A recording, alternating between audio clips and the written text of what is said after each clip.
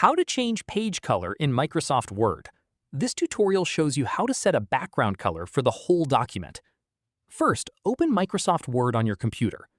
From there, open the document you want to change. After that, click the Design tab in the ribbon. At this point, click Page Color in the Page Background group. Following this, a drop-down will show a palette of colors to choose from. At this stage, hover over any color to see a live preview of how it'll look before actually applying it. Following this, click the color you want to select it. If none of the default colors fit what you're going for, there's a way to pick something more specific. From here, click More Colors at the bottom of that dropdown.